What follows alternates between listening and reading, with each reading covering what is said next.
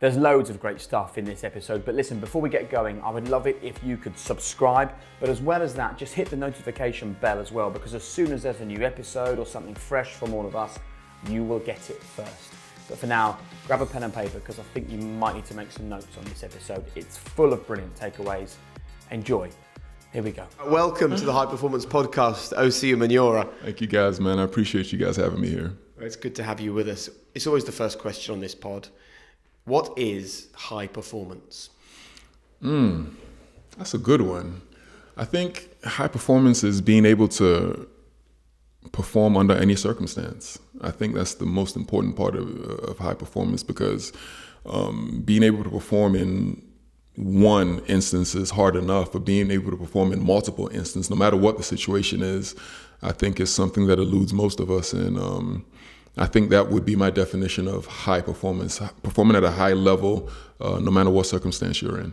Well, let's talk then about your performing at a high level, specifically winning the Super Bowl. I'm really interested to either understand whether you relied solely on athletic ability or whether you had mental tricks that you would perform ahead of a big game that would make sure that you were on the winning team. Oh, 100%. For me specifically, it was mostly mental. You get to the NFL, or if you're in America, or even here, you realize that there are tremendous athletes. I mean, people who are better than you athletically in every way. And so if you're going to be able to perform at a better level than them, then the trick really was up here. So for me, I knew that, I was pretty athletic, but there were people who were bigger, stronger, and faster than me. So I had to do things in a different way, if you may. And so I had to start to learn the tricks and trades of playing football. So for instance, I would look at things, I would study tape for 5-6 hours a day to see if I could get an advantage on my opponent. I wanted to know how he put his leg, and that would give me a tip into what move I would make against him. I wanted to know what the quarterback was doing. Sometimes I would get the game copy of a opponent that we're playing, and I would put it in, and I would turn the volume up real loud, because now the quarterbacks, they wear microphones. And so if you turn the volume up loud enough, you could actually hear what they were saying. So I would sit there with the volume all the way up listening to see if I could pick up anything as to what the quarterback was saying that would give me an advantage when I was playing. I wanted to know what the snap count was, when they were going to snap the ball. And so you had to sit there and study. I would look at the quarterback's hands. I would look at the quarterback's feet. I would look at the coach's mannerisms. It was literally one of 1,000 things that you had to sit there and study, because if everybody's on the same level athletically, then if you want to be an elite player, then you have to do something different. And what was that? For me, it was mentally. I was going to outstudy and outwork my opponent. And I think that's what gave me the edge in a lot of games that I played. So when you're in the locker room and you're 5 minutes from the biggest game of your career or of your season, how much did all the extra work you knew you'd done quietly at home, away from the spotlight, how much did that give you that mental confidence that everything was going to be okay? Oh, tremendously. I think the Super Bowl, for instance, we're playing against, the first one we won was 2007. We're playing against the New England Patriots. Tom Brady, greatest quarterback ever, supposedly. And they were undefeated. They hadn't lost a game that year. They were on their way to being the greatest football team in history. But as I was watching the tape, this was because you have 2 weeks leading up to the game. As I was watching the tape, I noticed that Tom Brady, he would come up to the line of scrimmage, and this is real information I'm giving you here, worth millions of dollars. Love it. I'm giving it to you right There's here. people recording this to pass it on to their players. Yeah, but what I noticed was he would come up to the line of scrimmage, and he would say hot hot, which is telling the center to snap him the ball. So what he was doing was he would come up to the line of scrimmage, and before he said that, he was pointing at somebody. Maybe it was like somebody on the opposing side, and he would point at that person. And if he didn't point at that person, that means they weren't going to snap the ball. But if he did point at that person, the ball was coming as soon as he said hi. So after I watched this, I studied this for literally a week, and I went back, I watched all the games, and he was doing the exact same thing, but nobody had figured it out. So I saw that, and I went and I gathered all the whole defense, and I was like, listen, this is what this man is doing. And if you know when the ball is being snapped as a defensive line, if you know when that ball is being snapped, you are at a tremendous advantage over the offensive lineman, because they're relying on you not knowing. Because if you don't know, that means you're going to be late. But if you do know, you're going to beat them almost every time. And so as soon as I figured this out, I gathered the whole defensive line. I was like, listen, this is what Tom Brady's doing. Now we all started to watch this together, and we saw this was 100%. It wasn't even, it wasn't even like 80, 90, this was 100%. So now we knew going into that game that as a defensive line, we were going to be able to overwhelm them offensively, simply because of that one thing that I had pointed out. And we went into the game and we sacked him like 5 times, hit him like 20 times. They couldn't understand how we were getting off the ball and getting to him that fast. And it was simply because for 2 weeks prior, I just sat there and I had watched what this one person was doing, and that gave us the mental advantage going into the game. We knew we were going to win that game, even though nobody else did, because we knew something that they didn't know and nobody else knew that we knew. Wow. So being a people watcher then, it sounds very much like the skill you're describing there, OC, but I'm interested in going further back to you, a kid that grew up in London, and then at 7 years old, you make that transition of going out to Nigeria, and then 14 you go to the States. How much of being a people watcher did you learn through those experiences? Yeah, well, I think that that's being placed in all these different environments. For me, it's really weird because I was born in London, and I went to Nigeria, and then I went from Nigeria to America. And so in a way, I'm British, Nigerian, and American, but I'm fully not neither one of them, if you understand what I'm trying to say. So I've had to literally look at every single culture I've been placed in and watch the way that they are and observe the way they are and pick up things, at the same time, and almost to try to fit in all these different cultures. So I haven't fully fit in anywhere, but I've partly fit in everywhere, if you understand what I'm trying to say. Yeah, so, just growing up, you had to learn, those skills, because I kept on being placed in all these different environments. And so I had, almost as a means of survival, I had to learn and watch people and learn how to adapt to every situation that I was in. So what would you say are the key traits of somebody that can go in and survive in very different cultures and environments? It's very, very important that you understand that you don't know, that you don't know everything. Matter of fact, you might not really even know anything, and you have to be willing to learn. And you can't be abrasive and think that you're better than anybody because you come from whichever environment that, you came from. You literally have to go in there and just listen and watch and learn. And if you have that mentality that, you're going to learn from wherever you are, you're going to learn from whoever you're around, I think that gives you an advantage. But if you go in there thinking you know everything, or if you go in there thinking that you're better than anybody, you're going to be in constant conflict with whoever it is and wherever that you go. So how was this young guy that's been brought up in London, moved to Nigeria, gone to the States, not played American football until he's a teenager? So in that respect as well, you weren't one of these 7-year-olds where your dad's kitted you up in your NFL outfit. So you're already kind of not like everybody else. Yeah. How have all those experiences and all those little things turned you into someone who could walk into some of the most famous franchises in the world and not just fit in, but thrive? I think there's an aspect of luck to it. Because it's just so rare for people to come on this podcast, talk about high performance mindsets and talk about success and then point towards luck. Yeah. It's almost like they don't want to say that. Do you know what I mean? Because in some ways it kind of takes away from what they've achieved. Yeah. Well, I'm not opposed to, because just my whole life story, has led me to believe that I've been more lucky than good. Every single thing I've experienced, even from being born here, being born here gave me advantages that somebody born in Nigeria wouldn't have. And, you know, leaving Nigeria and going to America, you know, my father was able to afford that at the time. And so that gave me another advantage that, you know, somebody who stayed in Nigeria didn't have.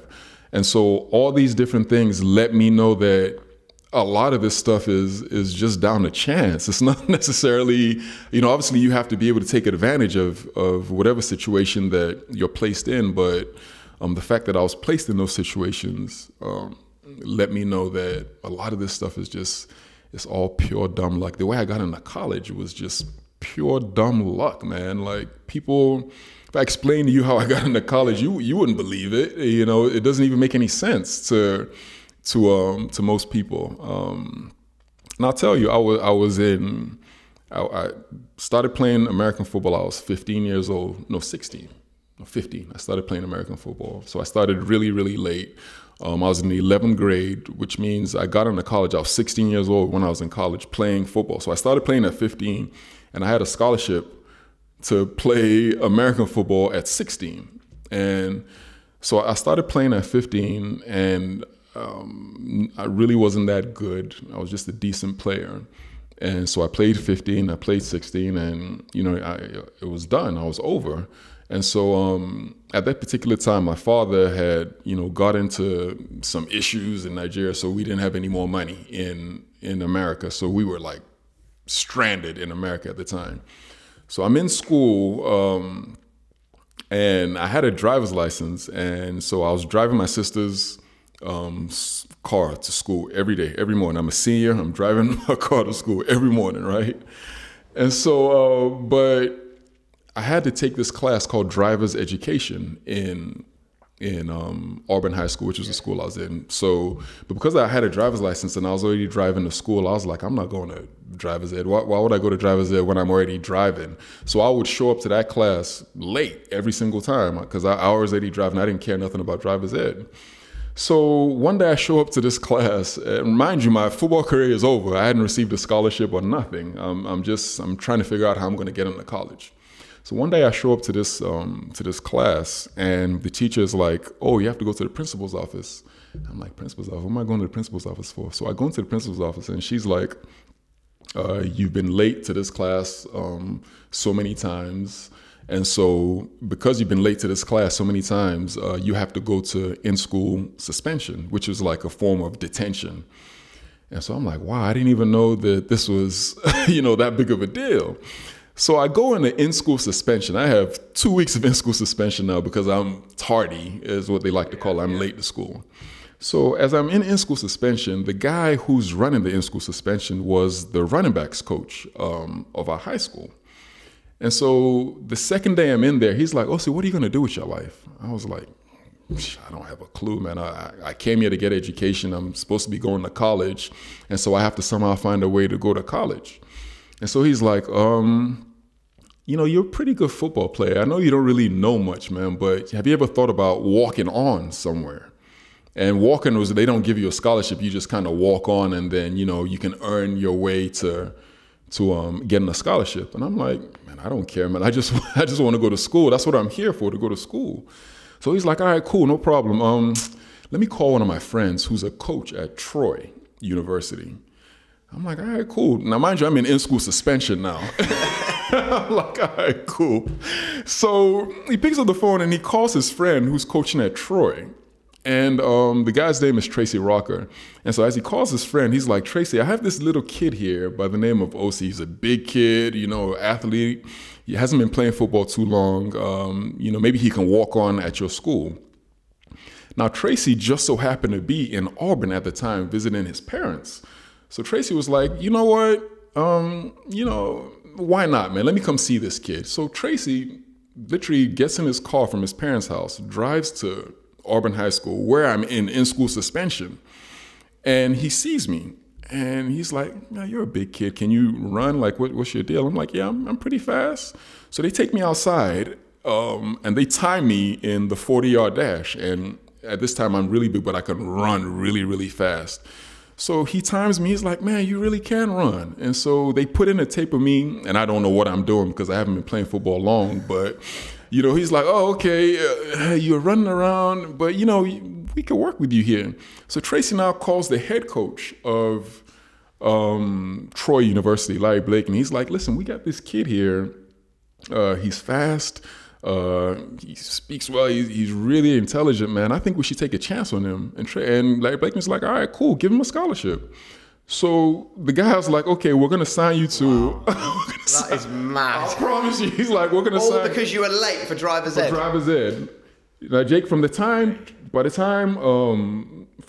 this guy, the running backs coach, asked me what I was going to do in my life till I had a scholarship, this was literally less than an hour and a half. Less than an hour and a half. At this point, your whole life is about getting a scholarship, and it's just happened in an hour and a half. Just like that. Now, what I think is really interesting, like when you said, oh, it's all about luck, right? That doesn't seem to me like the mindset of an elite athlete. Mm-hmm. But maybe the fact that was your route in was the armour you needed, because as you progressed through into the NFL and you started playing in big games, every time you thought, am I good enough? Have I got the skills? Should I be here? Your mind goes, well, this was fate, because you were late to driver's ed, which means you're now an NFL footballer. And maybe that was like the armour that you needed, and it just gave you that kind of mental strength to say, well, this is meant to be, so I'll be fine today. Therefore, you play better and you win. 100%. 100%. And I always fall back on that, because I would think back to how it all began. I'm like, what are the odds of this, all coming about? So I would go out there almost carefree, because in a way it was meant to be. Yeah. Without being intrusive, obviously, do you have a religious faith? I was born and raised Christian. Right. I was. And so I would say to maybe like I was around 17, 18 years old, I was like a devout Christian, like devout. And then I started to think about, quite a few things, and, think about the world, and like, man, I know some people who are Muslims who are like really good friends of mine. And I couldn't, say that these guys are going to hell, because if I was born in Saudi Arabia, if I was born in the northern part of Nigeria, I would have been a Muslim. I would have been believing what they believe in. So how can I now say these people are going to hell if I could have very easily been a Muslim? So for me now, it's more, I just believe more in there has to be a higher power. Yeah. I believe in that, but what you call it, I don't know. Yeah, no. The reason I ask is because I love that story you've told there, but I've met and interviewed athletes that sometimes that gives them that freedom that you described of there's a fate at hand there, and therefore I can let myself go and just worry about performing rather than worrying about how or why it happened. Absolutely. But you may have ended up in the NFL because of being late for driver's ed, right, and getting that lucky break. But that doesn't mean that you're then going to be successful. Relying on the fact that it was fate is not actually, in reality, going to mean that you're a good football player, right? Not at all. You have to put the work in. So when you talk at the very beginning of the podcast about I sat for hours, I watched people, I studied people, and what I thought was interesting was you were the one that noticed Tom Brady. So you're clearly doing stuff that your fellow players are not doing. Where did that mindset come from? Who taught you that you need to think like that? Yeah, I think, for me, it's just, when you know where you come from, and when you know the situations surrounding where you come from, there's a hunger there. There's a real drive there that, you get from just knowing, situations. So I almost knew that I had to take advantage of this situation that I'm in. Like I had to take full advantage of it, man, because so many people where I came from, not only in Nigeria, the place I was placed in America was the hood, the projects. So, knowing all these different scenarios and how people were struggling, I was like, man, I'm here and I have to take full advantage of this, man. So if I'm not as athletic, or if I'm not more athletic than all these people around me, then I have to somehow find an edge. And mine was just mental. It was just constant studying, constant work, constant, because, man, Jake, it's rough out here, man. It is really, really rough. And, knowing that and understanding that gave me the fight to want to be, better than, pretty much everybody.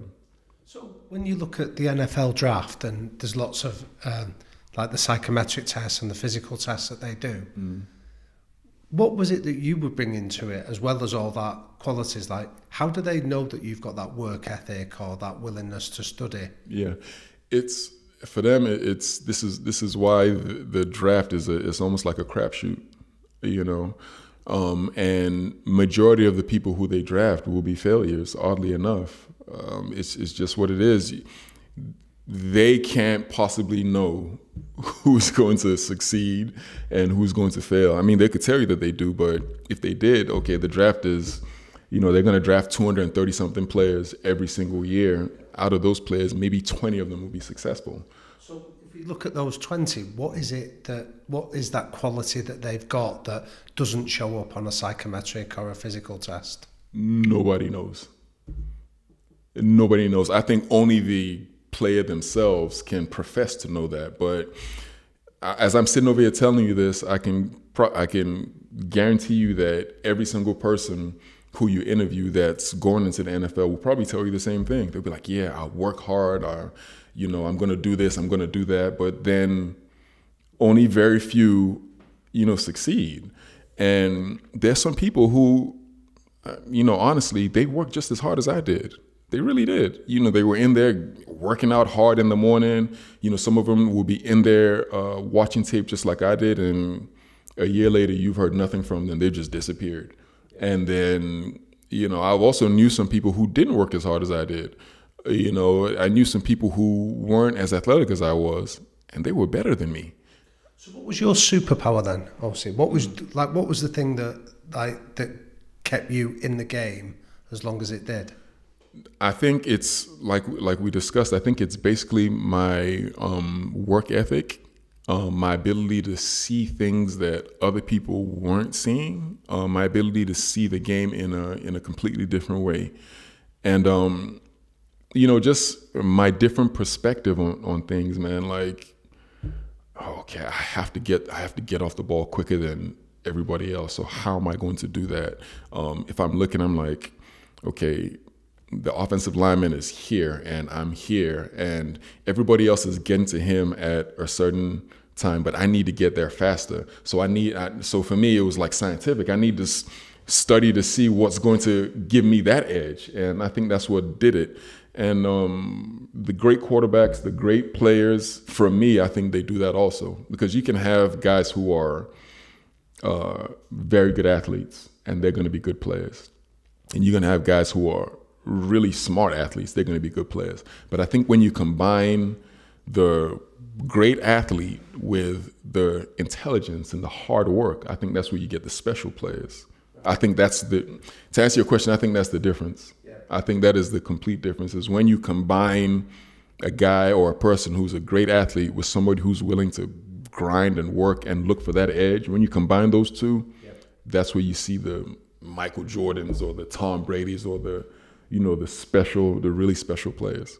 So do you think then that seeing the world from that lateral view, so rather than being immersed in it, like Jake said, from 7 years old and growing up and knowing the history of the sport, whereas you're coming at it from a wider perspective of seeing more of life, do you think that could help other athletes or other performers? 100%.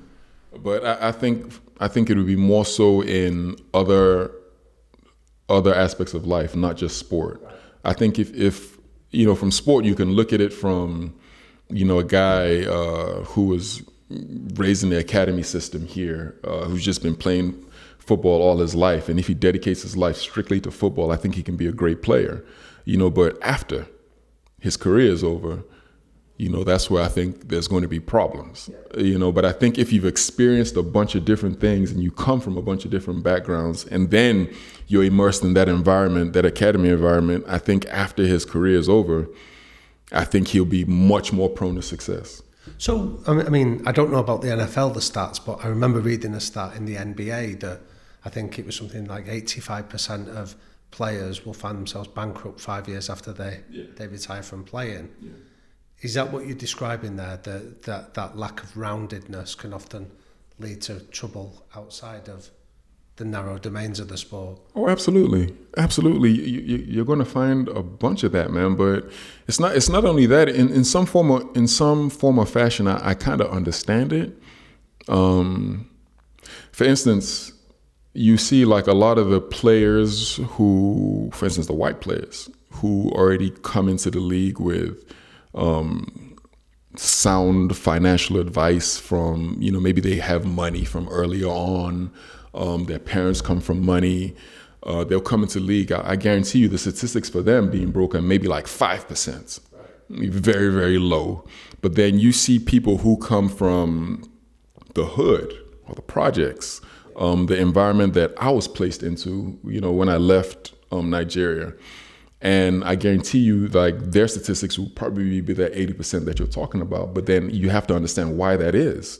These guys have had nothing their whole life, like nothing. They grew up in poverty. They grew up with no financial, no literacy training, none of that.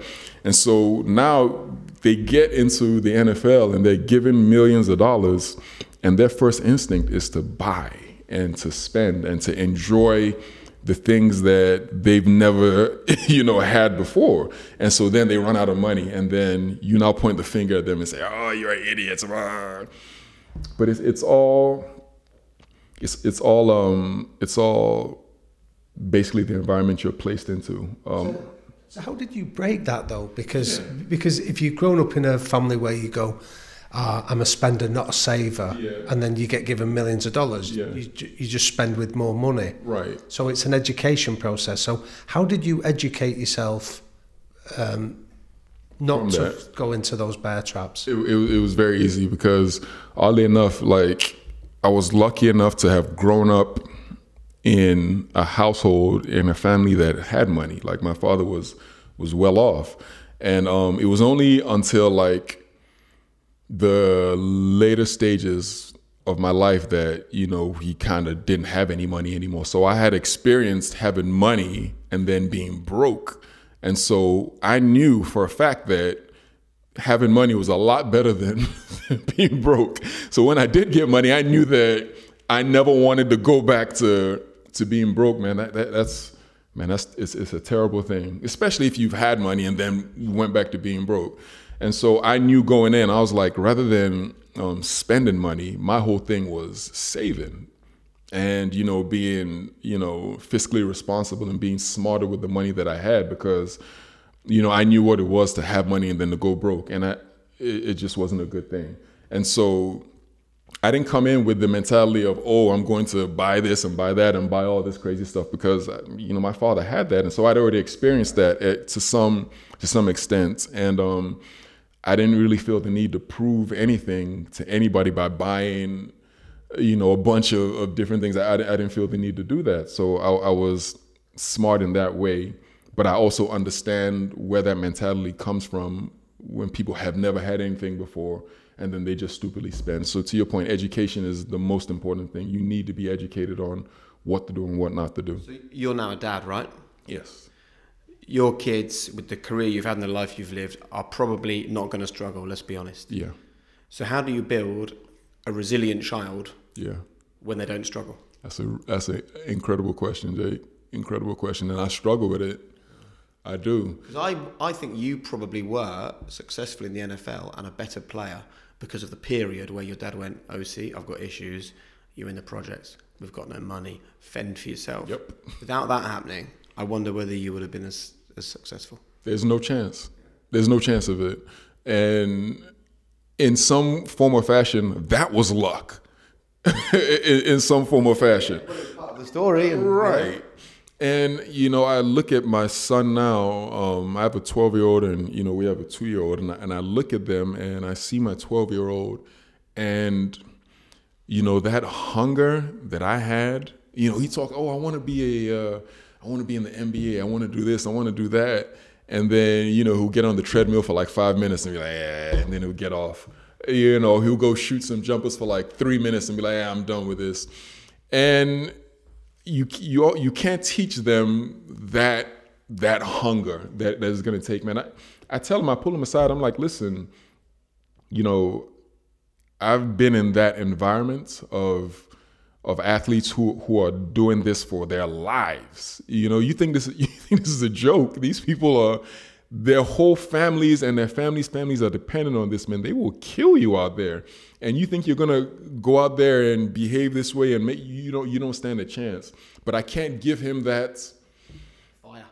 It's that has to come from something inside you, whereas you're like, man, I got to get out of here. I have to get out of this situation. And if you don't have that, I think it takes a real special athlete. That's why you see like maybe Michael Jordan's kids, or, you know, kids of high level, they don't never really ascend to the level of their parents, because I feel like it's that kind of greatness is born from struggle in most cases. And the ones who achieve that, even though their parents were great, I believe there's a special place for them, because that took a different kind of, you know. Absolutely. What's the name of your youngest?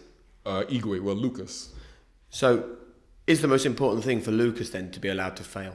Because as parents, particularly successful parents, you will do everything. You and your wife, Leila, you will do everything to make sure your child does not fail. Yes. Therefore, they have no resilience. Therefore, they get to 21, 22, they go for their first ever job interview and get told no. Yeah. Their whole world falls apart. Yeah.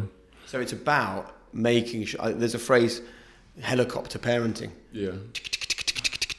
Hovering around your kids all the time. You know, we do it all the time. We build everything up. Maybe with your 2-year-old, oh, let them win, let them, but yeah, you've done it, wow. Mm-hmm. What about, you've got to be better if you're going to be successful. Yeah,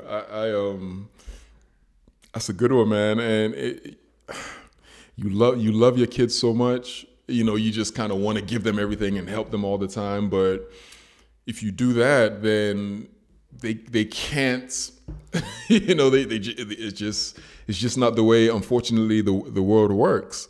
But you know, the only thing that I could think of and say is, you know, you see people who are successful and they hand down generational wealth to their children, and you know, this just keeps on in their family and just keeps on going and going. So I almost feel like, okay, maybe this is my responsibility to hand that to them the way you see a bunch of other people doing.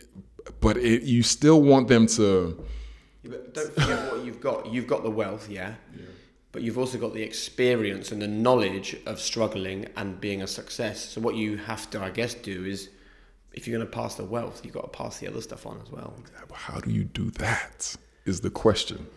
Allow them to fail. Set them traps. I mean, Damien, you're a good one for the stories of people, even when they're applying, people are going for a job, to set traps to get them right. So the work, I mean, I'm sure you're familiar with this from the education when you were in the NFL, but the whole growth mindset work of Carol Dweck. So she's a child psychologist.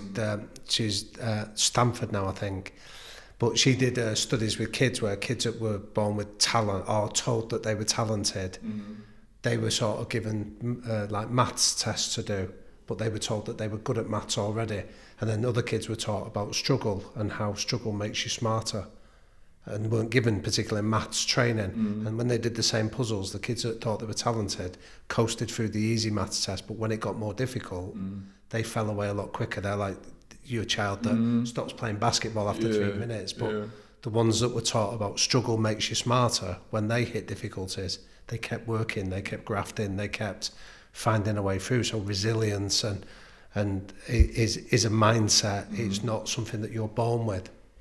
I'm glad we're having this conversation and my wife is here to listen to it, because, man, that little one, man. About Leila, because I don't want to embarrass you here, but so when I was researching you, I read a great question that somebody had asked you, and you went up in my estimation. That so Leila, you were a Miss Universe, previously, of course. And somebody asked about, like, how do you date Miss Universe? And what I loved was your answer of, she was a person. Yeah. And I saw beyond status or titles, and I saw the person underneath it. And I was interested about, that's obviously, a far-sighted view, but you must have been going into dressing rooms of big egos, big reputations, guys that were on a pedestal. What did you look for in a teammate beyond title, reputation, or status? Just exactly what you said. The person that they were, and that this was what I respected most about people. You know, even, you know, from a young age, you know, in our house, in my father's house, we would have, like, you know, drivers and, you know, maids and all this, and I was hanging out with them. Like, so I never under any circumstances ever had the mentality that I was better than anybody. Everybody was just a person to me. And so going into, you know, these locker rooms, when I would see people who behaved in a manner who thought they were better than people, in my head, you're just a person. And, you know, at the end, when we all die, you're going in the ground just like whoever. So if you didn't behave like a regular human being, or if you didn't behave like, you know, everybody, if you didn't treat people, you know, the same way as you treat anybody else, then I couldn't respect you. And so my friends in the locker room were people who had the same mentality as me. You know, you would see some of the biggest stars, and I'm talking about people who couldn't walk down the streets in New York. And, you know, once you get in that locker room, you know, we're all just people, man. Nobody really, you're not better than anybody. The last person on the roster is the same as the you know, the top person on the roster. Everybody was almost like a family in there, and you learn to respect that. But then when you would leave that environment and, you know, you would drive into the city and you would see the reaction to people, it was almost like, golly, my wife says that all the time. She was like, you know, I'd be walking down the street with her and people were like, hey, so what's up? You know, talking like they knew me, and she couldn't understand, you know, that mentality, you know, whereas people would do that. But, you know, for me, it was normal, and I would just treat them like the same way that I would treat my brother or anybody, because in my head, nobody is better than anybody else. So do you think that being able to view the world through that lens meant that you could look at Tom Brady before the 2007 Super Bowl and not see Tom Brady? You could just see a person that you were just going to smash. I didn't care nothing about him, man. I didn't care nothing about, you know, him, his championships or his O-line. No, he was just a man just like me. And we were going to see who was better. And that's the great thing about sport, man, is no matter who you are, no matter what you've accomplished, you still have to, you know, you still got to play that game. And then that will determine, you know, who the real victor is. And I love that about sport. I was just thinking about the people that are yelling at you when you're walking down the street. They probably just couldn't believe you were with Miss Universe. Let's just be clear on that. That's probably what it was, man. Probably what it was. I'd love to keep the conversation on the locker room for a bit. Yeah. Because lots of business people listen to this, people that run businesses, people that operate in businesses, and creating winning cultures is a permanent challenge for those people. So from the locker rooms that you've enjoyed, what have you learned is a winning culture? Let's say you want to go and set up a team or set up a business tomorrow. Yeah. What are the cultures from then that you'd like to see now? That's great. That's a great question. I think there was, I played 12 years in the NFL. And I can categorically tell you that maybe there was like 5 or 6 years where I couldn't wait to get to work. I couldn't wait to get there. I'm talking about, Jay, it was so much fun. You know, it was so much fun being there. Like I didn't view it as work. Like I would get in there and like my friends were there, and I'm talking about competition at the highest level, you know, because every year they're bringing in, you know, new players, and these players are actively looking to replace you because there's a finite number of jobs. And so you're competing with people, but in the same respect, it was just so much fun going in there. And coincidentally, these were the years where we had the most success, is when you would go in there, it was a good environment. People... How positive were those environments? Because I always think of, I've never played sport to an elite level, but I think of the winning dressing rooms or the winning locker rooms as the ones where everyone's ready to rip each other's head off for not performing. Yeah. How much were those great eras for you, the ones where everyone had lifted each other up and made each other feel amazing to see how far you could all go? Most of them were like that. Yeah, it wasn't. Oddly enough, the times where people were trying to rip each other's heads off, those were the years where we were where we didn't play quite as well.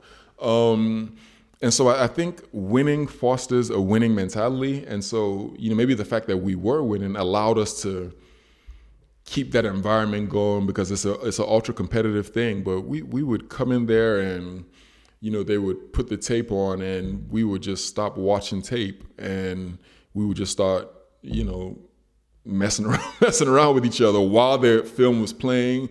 The coach would stop it. He would, stop the film, and then he would, if somebody was talking too loud, he would put them on trial. And so, I would be the lawyer. This is while we're supposed to be watching tape.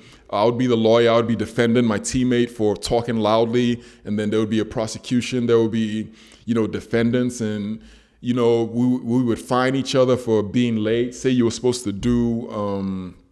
Say, for instance, you were supposed to be in this door at 11 o'clock. And so everybody would run in at 10:59, and we would jam the door. So if you were late, you couldn't get in. And then we would fine you $5,000, while we're holding the door for you not to be able to get in. And so when you finally did get in, you would, we'd write your name on there. And then when we'd go to practice, you had to sprint. I'm talking about every single play. The guy would throw the ball, you had to sprint, and then we would put a sheet down and we would write how many times you ran to the ball. And if you didn't run to the ball, that's a fine. And so everything became competition, but it was a fun competition. And we loved each other. And we're still in contact today. We have a whole WhatsApp group, and we're talking, we're enjoying each other because of that bond you form that's forged through, a high level of competition. See, what's noticeable, though, is how energized you are when you're talking about this. So what would you say were the behaviours? So how would you describe that environment? So I'm hearing fun is one of the terms you're using, and the personal relationships, but how would you describe that culture? It was, I think, based completely on merit was one of the most important things, I would say. You're in an environment, and black, white, green, whatever it is, nobody cares. I'm talking about right there within the locker room and on the football field. And so when you're placed in that environment and you see that everything is fair, the best players are going to play, and the best players are going to get paid the most money. When you're in an environment like that, where everybody's treated fairly and everything is based on merit, it almost creates, a trusting, it's a trusting feeling. It's a feeling of just, being around like-minded people. And, whether you were white, black, white people didn't think they were better than black people didn't think they were better than white people. Nobody thought anything besides the best players were going to play, and those guys were going to get paid the most. And we are placed in that environment, and when you understand this to be true, when you understand this to be self-evident, I think this is what creates a culture of just love and oneness and wanting to be around each other. And so how would you deal with people that came in who didn't subscribe to this? Yeah, they were gone pretty quickly. They didn't last in that environment. How did you make sure they didn't last? Oh, they just weed themselves out. It wasn't like, oh, we're going to go whip this guy's ass, beat this guy. It wasn't nothing like that. It was just, this is the way we do things, right? You come in, you see the way everybody's behaving. If you don't conform to this behavior, you just weren't going to fit in, number one. And how do you, the locker room is a lot of people. It's 53 people. Training camps, it's 90 people. And so you come in there and you're an outcast in an environment where 53 people are behaving one way. How do you expect to last in that environment? You can't, unless you're literally an exceptional player. And in the NFL, there's almost everybody who makes it, there's an exceptional player. So you can't survive in that environment. So the 6 years when you wouldn't describe it as passionately as what you described that period, how did you feel you could influence and change that for the better? That's something that I've struggled with myself, because I don't think I really understand, because it was the same locker room. Maybe a couple of different players here or there, or a couple of different coaches here or there, but I can't point the finger directly and say this is what caused us to not be gelling or not, playing as well as we wanted to. I really don't know the answer to that question. It's something I've thought about. I'm like, man, I wonder what happened. I wonder why things were different. Isn't it? Because if you don't know the issue, you can't then solve it and make sure the following season you're better. Exactly. And it was almost as if, I wish I knew, because I could transfer it to, I'll be like, oh, this is exactly what we did. And then, everybody would be, successful. But I don't really know the answer to that question. I just know in some instances we had it, and in other instances we didn't. So can I ask a bit of a leading question on this? Absolutely. Because this really intrigues me, this area. If you were to divide up hard skills in the best dressing... Say that again, I'm sorry. So if you were to divide up the skill set of hard skills, as in speed, fitness, and all the things you can measure, and then you could also apportion some of it to soft skills, like the laughter, the humour, the trust, that are very difficult to quantify. In the best dressing rooms, what would you say the proportion was between hard skills and soft skills? That's a good one. I would probably say 60-40. 60 hard skills, 40 soft skills. I'll probably attribute it to that. And in the bad dressing rooms? Probably harder on the hard skills. Probably like 80-20, 80 on the hard skills, 20 on the soft skills, I would say. But I think you have to somehow find a balance, and a healthy balance. It can't be just majority hard skills with little soft skills, or majority soft skills with little hard skills. I think you have to somehow find a balance. I believe that people have to come into work not even thinking that it's a job. I feel like people have to come in there like wanting to be there, wanting to, realize whatever goal it is that you have. And if majority of the people who are working in a specific environment or a specific company think like that, I think your organization is going to be successful. But if most of the people come in there thinking, oh, I got to go into work, or they go in there, trying to achieve things for themselves, I think it's going to be much more difficult for your organization to succeed. And what is the OC that we see today the epitome of those good environments? Because one thing that has always struck me from the time that we first met is that I would describe you as absolutely free of ego. Right. Now, I don't know whether that's how you've become since you've retired, or whether if we'd have bumped into each other when you were playing, whether you still would have been free of ego because someone has taught you that the right way to be is to be ego-free. Yeah, I think from a young age I was like that. From a young age I just never thought I was better than anybody, man. Like I literally never thought that. I just, and the way, my life has worked has just been, I'm like, man, yeah, I worked hard. I did work hard, but man, I was lucky, man. I got lucky here. And so knowing that, keeps me grounded, and it keeps me humble, because if I think that I did this all myself, man, I might be Superman, if I think that. But if I have the mindset that, nah, I was, even the fact that my parents were who my parents were, like they passed me down some genes that even allowed me to, to think the way I think and behave the way I think. So just thinking like that has kept me humble. Here's one really briefly then. Because so many people will come on this podcast and they take absolute responsibility for the good and the bad. Yeah. If you're telling us that the good happened because you were lucky, yes, did you ever allow yourself to accept that when you messed up, or when you lost games and when you played poorly, that you were just unlucky? Absolutely. Really? Absolutely. Because, okay, for instance, I would go into a game, right? And I mean, I would prepare to the nines, work my butt off for hours. The exact same thing that I did against the Patriots. The exact same thing that I did for most of my career. There was no variance in the way I worked. Everything was the same. Like, I knew that I had to dedicate myself to what I was doing, otherwise I wouldn't succeed. And I would go into a game and I would get dominated. Put in the same work, might have even worked harder that particular week.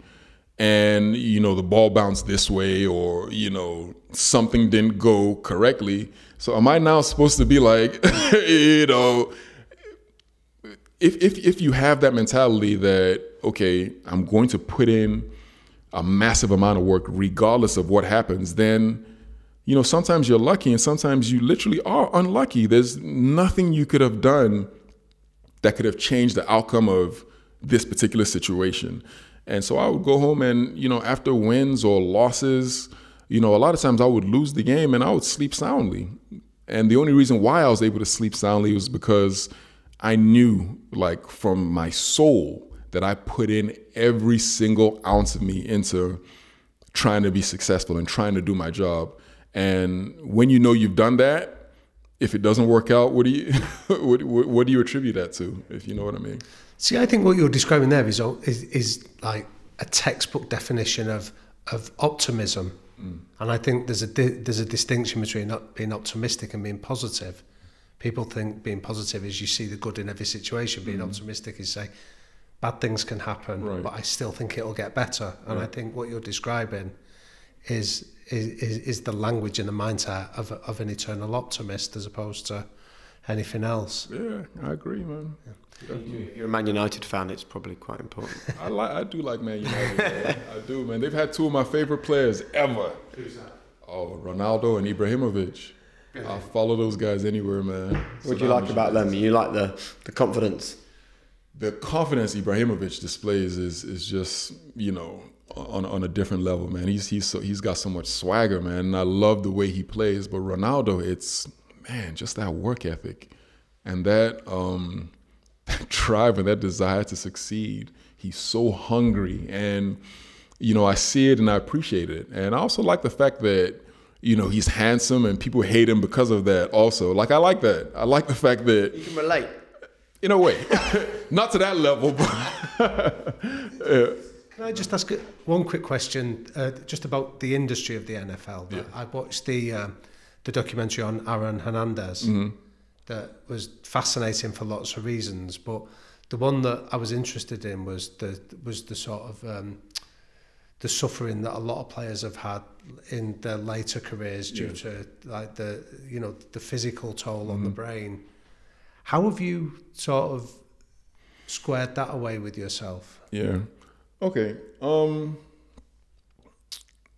That's a great question, and I'm fully aware of what the NFL and what playing football, any contact sport or whatever at that high level, I'm fully aware of the repercussions of it. How have I squared it away?